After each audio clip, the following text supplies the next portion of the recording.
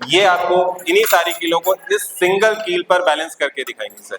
थोड़ी देर बाद इस केन की एनर्जी ट्रांसफर होगी इस वायर के थ्रू इस केन में। यूज करने के बजाय पहले पानी में अपन डिटर्जेंट मिक्स करते हैं और फिर कपड़े धोते हैं। रीजन क्या है, डिटर्जेंट हमारे लिए ऐसा क्या कर देता है, उसी चीज को हम एक्सपेरिमेंटली शो कर रहे हैं। मैं इसको बिना टचिंग करे करंट फ्लो करूंगा। तो टच नहीं हुआ कहीं पे ना? नहीं सर, कहीं टच नहीं करें, जिसकी वजह से इतने भारी और बड़े बड़े जो शिप हैं पानी में डूबने की बजाय पानी के ऊपर तैर पाते। लेकिन इस ट्यूब पर बैलून कनेक्टेड नहीं है। क्या आप इसमें हवा ब्लो करके बैलून फिल कर सकते हैं सर? अंकुश और शिवम। अंकुश, आप 11th क्लास से यहाँ पर हैं, आपके 10th क्लास में क्या परसेंट है? 95। 10th क्लास में 95% है। आपने ये मॉडल किस हिसाब से बनाया और कैसे कैसे ये काम करता है, ये सारी की सारी चीज आप एक बार पूरा प्रॉपरली आप ये sir AC to DC converter है। जब इस AC को वोल्ट दिया जाता है तो इससे DC मोटर घूमती है, इससे घूमती है तो करंट उत्पन्न करती है, इससे बल्ब जल जाता है। बल्ब जल गया उधर। हाँ, इसको करंट दिया जाता है जिससे ये शाफ्ट इसकी जोड़ रही है, ये घूम जाती है और ये घूमने की इसके साथ ही ऊर्जा उत्पन्न करती है और ये जल जाती है और ये फिर इससे चार्ज होता है। सोलर प्लेट कनेक्ट करिए। सोलर के थ्रू हम बैटरी चार्ज कर रहे हैं। बैटरी के थ्रू डीसी मोटर को कनेक्ट कर रखा है और जैसे डीसी मोटर स्टार्ट होती है तो उसका शाफ्ट घूमता है। इसी शाफ्ट के साथ हमने एसी मोटर का कनेक्शन करा हुआ है। एसी मोटर कनेक्शन के साथ साथ एसी करंट प्रोड्यूस होता है जो कि इस एसी बल्ब को ग्लो करता है। तो दैट इज द बेसिक कि जिससे हम सोलर से डीसी और डीसी से फिर एसी कन्वर्जन कर सकते। ये एनर्जी ट्रांसफर से रिलेटेड है सर। सर को शो करो। बताओ बेटा। सर बेसिकली यहाँ पर हमने 2 केन कनेक्ट कर रखे हैं सर विद अ स्ट्रिंग। जैसे ही इसमें ऑक्सीलेशन देंगे हम यहाँ से इसको छोड़ते हैं, एनर्जी देते हैं। जैसे ही एनर्जी की वजह से ये मूव करना शुरू करेगा, थोड़ी देर बाद इस केन की एनर्जी ट्रांसफर होगी इस वायर के थ्रू इस केन में। तो ये एनर्जी लॉस हो रहा है, लेकिन एनर्जी कभी डिस्ट्रॉय नहीं होती। According to the energy conservation law, energy neither be created nor be destroyed, it can be transfer from one body to another body. तो इस बॉडी से एनर्जी ट्रांसफर होकर इस बॉडी में चलेगी और ये ऑक्सीलेशन स्टार्ट कर देगा। जैसे एक बार वापस करके देखते हैं इसको। एक को स्टेबल करना सर। टाइटली पकड़ के, अब वो स्टॉप हो जाएगा सर, उसका एनर्जी लॉस हो गया, इसमें एनर्जी ट्रांसफर होगी, इसका ऑक्सीलेशन स्टार्ट हो जाएगा। मतलब पहले एक में एनर्जी होती थी, इसमें ट्रांसफर हो जाती है, ट्रांसफर हो रही है और उसमें वो रुक जाएगा। अब ये रुक जाएगी, इसमें आती है। अब थोड़ी देर बाद ये रुक जाएगा, उसका ऑक्सीलेशन शुरू हो जाएगा, एनर्जी उधर ट्रांसफर हो जाएगी। मतलब एनर्जी आपस में ट्रांसफर होती रहेगी, बिल्कुल कभी भी लॉस नहीं होता है। एक बार ये चलता रहता है। पूरे यूनिवर्स की जो एनर्जी है ना, दैट इज कांस्टेंट सर, वो कभी भी लॉस नहीं होती। एनर्जी सिर्फ ट्रांसफर होती है, एक फॉर्म से सिर्फ एक फॉर्म से दूसरे फॉर्म में ट्रांसफर होती है। तो that is energy conservation law को बेस करना। थैंक यू शाबाश बेटा। क्या नाम है? बॉक्सर। बॉक्सर के नाम से तेरा क्या नाम बेटा? प्रतीक कुमार। शाबाश, बढ़िया। थैंक यू शाबाश। आइए सर, 10th और 12th के बच्चों के लिए इसमें अपन 2 प्लेन मिरर यूज कर रहे हैं। थोड़ा सा आपको एक बार झुक के देखना पड़ेगा सर। इस ऑब्जेक्ट की आप चेक करिए कितनी इमेजेस क्रिएट हो रही हैं। 3 इमेजेस क्रिएट हो रही, क्योंकि अभी हाँ, यहाँ से नीचे दिखाइएगा सर। 3 इमेजेस क्रिएट हो रही हैं क्योंकि अभी ये दोनों मिरर 90 डिग्री पे है। अगर इन दोनों मिरर्स को हम 60 डिग्री पे कर दें, जैसे अब इसमें नंबर ऑफ डिग्री हो रहे हैं। हाँ जी सर, अब ये 60 डिग्री होते हैं, इसमें 5 इमेजेस क्रिएट होंगी। आप सेम ऑब्जेक्ट की सर चेक करें। बिल्कुल सर, पहले 90 डिग्री पर था, 90 डिग्री में 3 इमेज थी। ये उसका पूरा ये हमारे पास है। अभी आपने 60 डिग्री पर आपने कन्वर्ट किया और अब इसमें 5 इमेज दिखा रहा है। 5 इमेजेस दिखेंगे। अच्छा, इसका तो पूरा इसका कारण क्या है, थोड़ा सा एक बार बताएंगे? ये मल्टीपल रिफ्लेक्शन हो रहा है सर। जैसे अपन नाई की दुकान पे भी जाते हैं तो एक मिरर आगे होता है, एक मिरर पीछे होता है, दोनों के बीच में एंगल हो जाता है 0 डिग्री। तो अपनी infinite number of images create होती है। अब हमारी आईज की विजिबिलिटी फिक्स है तो हमें कुछ इमेजेस दिखती हैं, उसके बाद की इमेजेस नहीं दिखती। तो उसी एक्सपेरिमेंट को ये एंगल पे डिपेंड करेगा कि कितनी इमेजेस क्रिएट होती हैं। मतलब वो 0 डिग्री पर है, एक उधर एक इधर पैरेलल होता है, उसमें इनफाइनाइट। बिल्कुल बिल्कुल। हमेशा अपने नाई की दुकान पर हमेशा सोचता रहूं कि यार अपनी अपनी तस्वीर दिखानी। तो उसका कारण ये होता है कि ये जो मिरर होते हैं इनकी डिग्री पर डिपेंड होता है। यदि 60 डिग्री है तो 5 हो गया इमेजेस, और अगर 90 डिग्री है तो 3 थोड़ा सा। हाँ, ये इसका पूरा सिस्टम होता है सर। अच्छा। हम 360 डिवाइडेड बाय थीटा करते हैं तो हमें एक नंबर मिलेगा। अगर वो इवन नंबर मिलता है तो नंबर ऑफ इमेजेस क्रिएट होती है 360 डिवाइडेड बाय थीटा -1। और अगर ऑड नंबर मिलता है हमें तो 360 डिवाइडेड बाय थीटा। जैसे फॉर एन एग्जांपल अभी हमने 90 डिग्री पर रखा था, ठीक है, तो 360 डिवाइडेड बाय 94, 4 - 1 तीन इमेजेस तीन क्रिएट इमेज अपन को और दिखाई 60 डिग्री पे रखा सर अपन ने, तो 360 divided by 66, 6 minus 1, 5 images create. तो that is a fix pattern कि आपकी कितनी नंबर ऑफ इमेजेस क्रिएट हो सकती। तो इसी चीज को हमने, ये 10th के सिलेबस में भी है, 12th में भी है, और इसी चीज को हमने प्रैक्टिकली यहाँ परफॉर्म कर। बिल्कुल, आपने मतलब नाई की दुकान से भी अपनी अमित बोरान और अंशुमान सिंह, ये हॉस्टल का विद्यार्थी, दोनों 9th क्लास के बच्चे हैं। 9th क्लास में आपने बहुत अच्छा एक्सपेरिमेंट किया, आपको पता चला कि किस तरीके से ये सारी चीजें होती हैं। थैंक यू, बहुत बहुत धन्यवाद। यूज करने के बजाय पहले पानी में अपन डिटर्जेंट मिक्स करते हैं और फिर कपड़े धोते हैं। रीजन क्या है, डिटर्जेंट हमारे लिए ऐसा क्या कर देता है, उसी चीज को हम एक्सपेरिमेंटली शो कर रहे हैं। एक बार दिखाएं बेटा आप क्या। बताओ बेटा एक बार। ये देखिए सर, जैसे ही हम इस वायर को डुबो रहे हैं तो यहाँ पर थोड़ा सा ऊपर करो, ऊपर करो, एक वाटर बबल, सोप बबल बन जाता है यहाँ पर। वापस डुबाओ, है कि अब जैसे ही मैं इस धागे को छोड़ेंगे ना सर, तो ये देखिए धागा अपने आप ऊपर चला जाएगा। बिल्कुल बिल्कुल, धीरे से धीरे से धीरे धीरे, हवा है थोड़ी धीरे,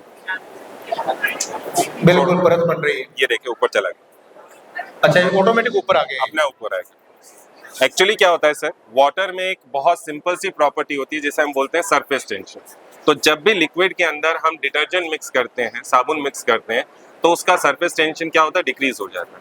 और डिक्रीज होने की वजह से जैसे ही वो कपड़े उसमें डालते हो तो उसमें जो मैल है उसको वो इसी जैसे धागे को खींचा है ऐसे ही वो कपड़े मैल को खींचता है। तो that is the benefit to mix the detergent in the water.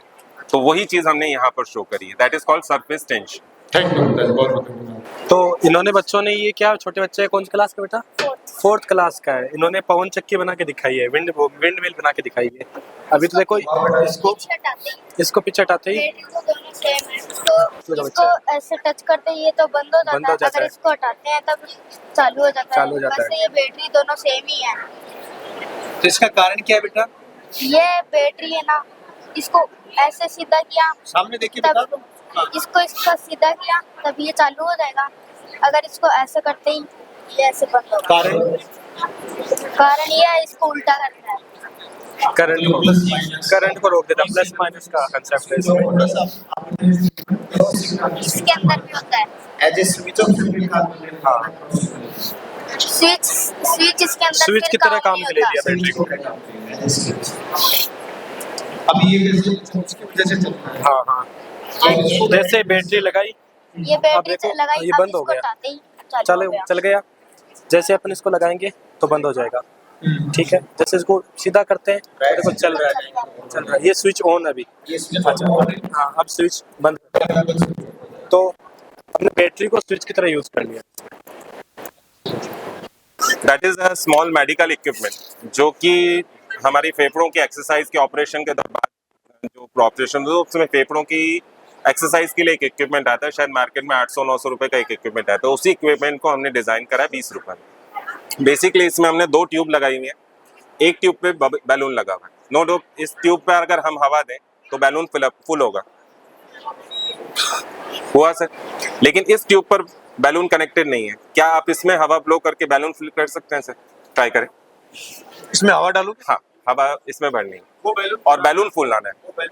Try करें सर। बच्चों की एक्टिविटी होगी, साथ ढक्कन खुल गया सर, बैलून नहीं खुला। हाँ हाँ, है ना। अब देखिएगा सर, खुला सर। तो इसका कारण क्या हुआ? इसका रीजन ये है सर कि मैंने हवा ब्लो नहीं करी, मैंने हवा को सक किया, आपने खींचा है। तो मेरे इसमें से क्या हुआ बुलवा सर? रहे हैं। तो सर एयर तो यार बाहर इसे तो निकाल, बोलना नहीं है। हाँ, एयर बाहर निकालने की वजह से यहाँ एयर प्रेशर कम हो गया और एटमॉस्फेरिक प्रेशर ज्यादा हो गया। तो high pressure to low pressure air अपने आप अंदर जाने लगी और कहाँ जाने लगी? बैलून में। तो बैलून फूलने लगा। बैलून फूल। अब यही मेडिकल प्रोसेस होता है सर। मेडिकल में भी फेफड़ों की एक्सरसाइज के लिए एक इक्विपमेंट दिया जाता है जिसमें सांस ब्लो करनी होती है, वापस एक्सेल और इनहेल करना होता है। तो ये आपका सिस्टम हो गया, आपको एक्सेल करना है, और ये हो गया इनहेल का। तो वही एक्सरसाइज का सिस्टम सिर्फ 20 रुपए में बना हुआ है। बहुत अच्छा, शानदार। मतलब सर ने मुझे काम दिया है, इस हाथ को इससे पकड़ना है और नारियल ऊपर, आलू नीचे। मतलब नारियल ऊपर आ जाएगा सर। ऐसे आ जाए ना? हाँ, ऊपर लाना है नारियल। ऐसे ही तो नहीं सर, अब देखिए सबसे सिंपल तरीका है इसका। ओह, सिंपल, और कुछ नहीं करना। यानी इसका कारण क्या हुआ अब देखो, अब जैसे आदमी अपन कहते हैं ना कि अनओरिजिनल क्यों है, अया करे है ना। अब सीधा सा है, अब इसका कारण सर आपको बताते हैं कि ज्यादा वजन किसमें, नीचे वाले में ना, ऊपर वाले में वजन क्या है, कम है। लेकिन जैसे इसको घुमाना शुरू किया तो ऊपर वाले का प्रेशर क्या हो गया, बढ़ गया, तो इसने ऊपर वाले को नीचे खींच लिया। मेरे साथ इसका कारण है, बाकी सर आप बता दो। मैं बता दूं। बेसिकली इसमें हम सर्कुलर मोशन यूज कर रहे हैं, तो किसी भी ऑब्जेक्ट को सर्कुलर पाथ पर मूव करने के लिए एक सिंपल बेसिक फोर्स की जरूरत होती है, जिसे बोलते हैं हम सेंट्रीपिटल फोर्स, अभिकेंद्रीय बल। जैसे ही इस आलू को सर्कुलर मोशन प्रोवाइड करते हैं तो इस पर सेंट्रीपिटल फोर्स लगता है, और सेंट्रीपिटल फोर्स लगने से इस रस्सी पर एक टेंशन फोर्स, तनाव बल उत्पन्न होता है। और टेंशन फोर्स हमेशा ऑब्जेक्ट जिस डायरेक्शन में लटका हुआ है, जो उसका मास है, उसका वेट है, उसके अपोजिट डायरेक्शन में होता है। तो जैसे जैसे हम सर्कुलर मोशन बढ़ाते हैं, सेंट्रीपिटल फोर्स बढ़ता है। सेंट्रीपिटल फोर्स बढ़ने के साथ साथ इस रस्सी पर टेंशन फोर्स बढ़ता है, और टेंशन फोर्स इस नारियल जो कि हैवी वेटेड है उसको ऊपर की तरफ मूव कराता है। That is the simple concept. बहुत बहुत धन्यवाद। समझ में आ गया भी सभी के, बाकी नहीं है तो कुछ बातें अपने पास से है ना। हाँ, और देख लेंगे इसके, ये एक कील है, और इस कील के ऊपर ये सारी जो 11 कील है, 11 है क्या, 11 कील है। इसमें कोई नंबर का भी कोई मामला होता है क्या, कितनी भी हो सकती है? प्रिंसिपल सर, आपको इस एक कील पर ये सारी कीलें बैलेंस करनी किसी भी तरीके से। उठाइए।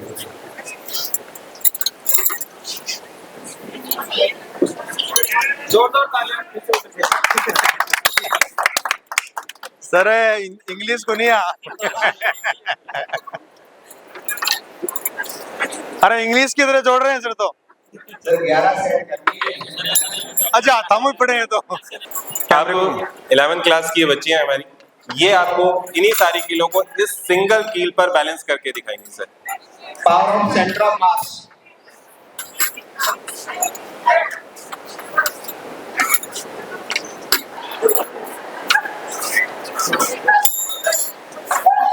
एक इधर और पड़ी थी ना कील, नहीं सर, उठा लीजिए, उठा ली। आराम से, धीरे से, धीरे से, इजी, घबराओ मत। देखना भाई,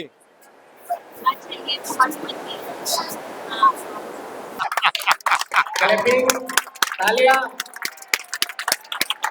ये है centre of mass electronics project है सर, म्यूचुअल इंडक्टेंस से रिलेटेड, जिसमें हम without any physical contact current को एक जगह से दूसरी जगह फ्लो कर सकते हैं। सिंपल वे में कहें तो वाईफाई की इलेक्ट्रिसिटी, ठीक है। कैसे कि विदाउट वायर, देखिए सर, एक यहाँ पर वायर है मेरे पास, एक वायर है और इसके ऊपर बल्ब लगा हुआ।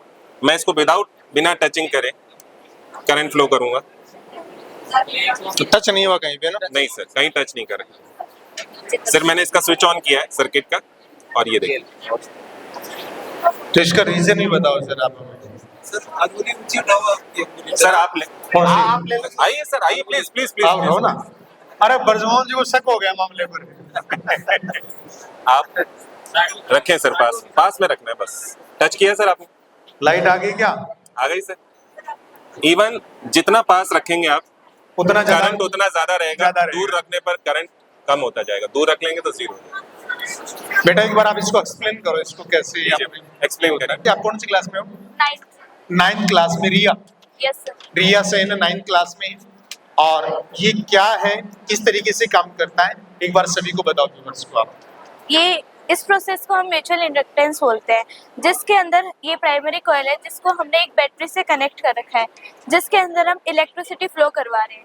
और ये सेकेंडरी कॉइल है जिसके अंदर हम बिना किसी फिजिकल कांटेक्ट के हम इलेक्ट्रिसिटी पास करवा रहे हैं ड्यू टू म्यूचुअल इंडक्टेंस। तो बिना टच किए चल रहा है। तो इसमें ये कैसे आ जाता है कि due to air? Due to air. Air में क्यों आ जाता है कारण? क्योंकि सर जो ये कॉइल है ना, ये डिपेंड करता है इसके टर्न्स पे, इसके बीच में मीडियम में, कि इसमें कितने टर्न करें हमने और कितने मीडियम इसमें बीच में जगह रखी है अपने, इस पे ये डिपेंड करता है। सही है। थोड़ा सा फॉर्मूला यूज होता है, इसमें जितना फ्लक्स में चेंजेबल होगा ना उतना ही फ्लक्स में चेंजेबल लिखना होगा। इसमें जितने टर्न्स लगा रहे हैं उसको हम फेरे बोलते हैं। तो जितने इसमें फेरे हैं उतने ही फेरे इसमें, जैसे अब इसको नजदीक लेकर के जाओगे तो इसमें जितना फ्लक्स में परिवर्तन हुआ उतना ही फ्लक्स में परिवर्तन इसमें होगा, सेम फ्लक्स में परिवर्तन ट्रांसफर दोनों में फेरे बराबर होने चाहिए। हाँ दोनों में सिंपल कॉन्सेप्ट है सर, करंट फ्लो करने से मैग्नेटिक फील्ड प्रोड्यूस होता है। तो ये कॉइल में करंट फ्लो हो रहा है, मैग्नेटिक फील्ड बन रहा है, वही मैग्नेटिक फील्ड इस कॉइल पर पहुंच रहा है। अब दूसरा लॉ लगता है जिसको हम फैराडे लॉ बोलते हैं कि अगर किसी कॉइल से मैग्नेटिक फील्ड लिंक हो रहा है तो उसमें करंट प्रोड्यूस होता है, तो सेम करंट दूसरी कॉइल में आ जाता है विदाउट एनी फिजिकल कॉन्टैक्ट। ठीक है, थैंक बहुत बहुत धन्यवाद। सर हमारा जो ये प्रोजेक्ट है वो आर्किमिडीज प्रिंसिपल से रिलेटेड है। इसके अकॉर्डिंग हमने एक छोटा सा प्रैक्टिकल तैयार किया है। इस प्रिंसिपल के according when an object is completely or partially immersed in a liquid at rest it loss some of its weight. The loss in weight of liquid is equal to displaced liquid. Hindi में ये इस सिद्धांत के अनुसार यदि हम किसी वस्तु को किसी तरल में डुबोते हैं तो उसके भार में कमी आ जाती है जो कि विस्थापित तरल के बराबर होती है। जैसा कि इसके फर्स्ट रूल के अनुसार यदि वस्तु का घनत्व पानी के घनत्व से अधिक है तो वस्तु नीचे तक डूब जाएगी, और यदि हम वस्तु का घनत्व पानी के घनत्व से अधिक होना चाहिए हाँ तो वो नीचे तक डूब जाएगी। और हमने इसमें दूसरा पानी लिया है जिसमें हमने नमक घोला है, जिससे पानी के जो घनत्व बढ़ गया है, जिस वजह से हम इसमें नींबू डालते हैं तो वो ऊपर तैरता है। शाबाश, मतलब आपने घनत्व के बारे में आपने बताया है कि यदि इसमें पानी में घनत्व यदि कम है और वस्तु का घनत्व ज्यादा होगा तो डूब गया, जबकि पानी ये है लेकिन आप इसमें नमक मिलाने से इसका घनत्व बढ़ गया और जिसकी वजह से ये नींबू इसमें डाला है और नींबू इसमें ये ऊपर रह गया। That is the basic concept sir, जिसकी वजह से इतने भारी और बड़े बड़े जो शिप हैं पानी में डूबने की बजाय पानी के ऊपर तैर पाते। सेम प्रिंसिपल बड़े बड़े शिप्स में भी यूज होता है। तो उसमें नीचे लगाया जाता है? नहीं सर, कुछ नहीं लगाया, तो उनकी शेप ऐसी रखी जाती है कि जितना वेट उस शिप का है उससे भी ज्यादा वेट का वो पानी डिस्प्लेस कर देता है, जिस वजह से वो डूबने के बजाय उसी पानी के ऊपर फ्लोट करता है। तो that is called Archimedes principal. तो 11th में पढ़ाने वाला कॉन्सेप्ट है जो हम पढ़ते हैं, जिसको हम बड़ी बड़ी शिपमरीन्स में भी सबमरीन्स में भी यूज किया जाता है। थैंक यू, बहुत बहुत धन्यवाद। मॉडल है जैसे हार्ट के अंदर अपने हार्ट में ब्लड का सर्कुलेशन किस तरीके से होता है। तो जैसे अपने बॉडी टिश्यूज हैं, अपनी बॉडी के पार्ट्स हैं, उनसे ये जो वेना केवा है, वेन्स होती है जो अपना ब्लड जो है वो कलेक्ट करती है। तो यहाँ से ये लोअर बॉडी पार्ट से ये वेना केवा जो है ब्लड कलेक्ट करेगी और यहाँ पर राइट एट्रियम के अंदर लेके आएगी। दूसरी जो वेना केवा है ये अपर बॉडी पार्ट से, जिसको अपन सुपीरियर वेना केवा कहते हैं, अपर बॉडी पार्ट से ब्लड कलेक्ट करेगी और राइट एट्रियम के अंदर लाएगी। तो अपनी बॉडी का जो भी deoxygenated that mean impure blood है, उस इम्प्योर ब्लड को ये जो वेना केवा है ये लाकर राइट एट्रियम के अंदर कलेक्ट करती है। राइट एट्रियम इसको पंप कर देता है राइट वेंट्रिकल के अंदर, और राइट वेंट्रिकल इसको पंप करता है through the pulmonary arteries into our lungs. Lungs के अंदर इस ब्लड का ऑक्सीजनेशन होता है, दैट मीन इससे CO2 तो निकाल ली जाती है, ऑक्सीजन इसके अंदर डिफ्यूज कर दी जाती है फ्रॉम लंग्स। ठीक है, फिर ब्लड हो जाता है अपना oxygenated, that mean blood pure हो जाएगा। इस प्योर ब्लड को अपने हार्ट के अंदर इधर से वापस लेकर आती है पल्मोनरी वेन्स। पल्मोनरी वेन्स जो है लंग्स से ब्लड को लेकर आएगी लेफ्ट एट्रियम के अंदर, लेफ्ट एट्रियम से पहुंचाएगी लेफ्ट वेंट्रिकल के अंदर, लेफ्ट वेंट्रिकल से वापस एओर्टा से होते हुए जो ब्लड है वापस कहाँ भेज दिया जाएगा, बॉडी टिश्यूज के पास में। तो इम्प्योर ब्लड को तो ये वेना केवा जो है वो कलेक्ट करके राइट साइड के अंदर फ्लो करती है, और प्योर ब्लड को लेफ्ट एट्रियम और लेफ्ट वेंट्रिकल दैट मीन अपना जो हार्ट है उसके लेफ्ट साइड के अंदर फ्लो किया जाता है, और उसको वापस बॉडी टिश्यूज के पास में, लंग्स से बॉडी टिश्यूज के पास में पहुंचा दिया जाता है। इस तरह से अपना जो हार्ट है उसके अंदर डबल सर्कुलेशन होता है ब्लड का, एक साथ डबल सर्कुलेशन होता है। दोनों एट्रियम जो है वो एक साथ फिल होंगे। राइट एट्रियम के अंदर डीऑक्सीजनेटेड ब्लड आएगा, लेफ्ट एट्रियम के अंदर ऑक्सीजनेटेड ब्लड आएगा, एक साथ ही ये फिल होंगे, एक साथ ही ये पंप होंगे। जैसे ही एट्रियम पंप होंगे वेंट्रिकल्स के अंदर ब्लड चला जाएगा, और वेंट्रिकल ब्लड पंप करेंगे तो इस वेंट्रिकल राइट वेंट्रिकल से तो ब्लड चला जाएगा लंग्स के पास में, और लेफ्ट वेंट्रिकल से ब्लड चला जाएगा अपने बॉडी टिश्यूज के पास में। इस तरह से अपना हार्ट जो है वो वर्क करता है। ठीक है, थैंक यू। ये इसको चला के भी देख सकते हैं क्या अपन इसको? हाँ, इस तरह से जैसे इधर से ये अपन इसको पुश करेंगे, डीऑक्सीजनेटेड ब्लड है तो डीऑक्सीजनेटेड ब्लड को इस तरह से ये सर्कुलेशन शो किया हुआ है। ये इस तरह से डीऑक्सीजनेटेड ब्लड यहाँ जो पर है आ रहा है, ये बढ़- लंग्स के अंदर डायरेक्ट अपन ने कनेक्शन शो कर रखा है इसका इस तरह से। आप देखो लंग्स के पास में जैसे ब्लड ये आ रहा है, लंग्स के पास से डीऑक्सीजनेटेड ब्लड जो है ये यहाँ पर इधर अपन इसको इस तरह से सर्कुलेट किया हुआ है यहाँ तक। ये रेड जो पाइप लगी हुई है, रेड पाइप से इसको रिप्रेजेंट किया हुआ है रेड ब्लड को। डीऑक्सीजनेटेड जो ब्लड है अपना ब्लू कलर का होता है CO2 कंसंट्रेशन हाई होने के कारण से, और जो अपना प्योर ब्लड है वो रेड कलर्ड होता है क्योंकि उसके अंदर ऑक्सीजन की कंसंट्रेशन ज़्यादा होती है एज कम्पेयर टू CO2, इस वजह से। तो ठीक है, थैंक यू, बहुत बहुत धन्यवाद मैम। ब्लड प्रेशर कैसे चेक किया चालू होकर कुछ हो सकता है क्या इसमें? हाँ, इसके अंदर जैसे मान लो ये अपन पंप करते हैं ना इसको, ये अपने यहाँ से वो कफ लगाते हैं, उस कफ को लगा के फिर ये यहाँ पर अपन जैसे इसको पंप करेंगे ना तो ये टाइट हो जाएगा, यहाँ से टाइट होगा ना तो फिर अपना काफ़ी ज़्यादा टाइट होने की वजह से कुछ देर के लिए अपनी जो धमनियाँ है ना उनके अंदर ब्लड जो है वो एक जगह रुक जाएगा, उससे अपन को ब्लड प्रेशर का पता चल जाएगा। तो जो ज़्यादा ब्लड प्रेशर होता है वो तो धमनी का होता है, और जो कम होता है वो होता है आर्टरी उसका सीरा का, ठीक है। तो उसमें जैसे मैक्सिमम अपना ब्लड प्रेशर जो है नॉर्मल आ रहा है 120, ठीक है ना मैक्सिमम, और कम जो इसको तो अपन बोलते हैं सिस्टोलिक प्रेशर, इसको अपन बोलते हैं डायस्टोलिक प्रेशर। डायस्टोलिक कम होता है और सिस्टोलिक ज़्यादा होता है, ये अपनी सीराओं के अंदर होता है, ये अपनी धमनियों के अंदर होता है। तो नॉर्मल तो इतना है, इसके आसपास अगर इतना है 120 से 129 तक या 80 के आसपास है तो ये नॉर्मल है, ठीक है, ये कोई अपने लिए हार्मफुल नहीं होता। अब इससे ज़्यादा है तो ये तो हाइपरटेंशन बोलते हैं अपन, जिसमें बीपी हाई बोलते हैं अपन, कि बीपी हाई की ये तो फर्स्ट स्टेज है जो काफ़ी ज़्यादा घातक नहीं होती, कंट्रोल की जा सकती है। ये जो है 140 प्लस या 90 प्लस हो जाती है तो ये स्टेज सेकेंड है जो काफ़ी ज़्यादा घातक होती है। तो इसको अपन इस तरीके से बता सकते हैं, जैसे ये इवेलुएट किया हुआ है तो यहाँ से अच्छा अब जैसे अपन इसको पंप करेंगे ना, तो पंप करेंगे तो ये देखो जैसा अपना ब्लड प्रेशर होगा ना उसके अकॉर्डिंग ये देखो इस तरीके से ये मेजर हो जाएगा। बढ़िया, अब ये जिसके अकॉर्डिंग अपना यहाँ का प्रेशर आ रहा है उसके अकॉर्डिंग ये अपने आप उसके मतलब ये अपने आप को चेक हो जाएगा। हाँ इस स्केल के अंदर आ जाएगा। बहुत बढ़िया।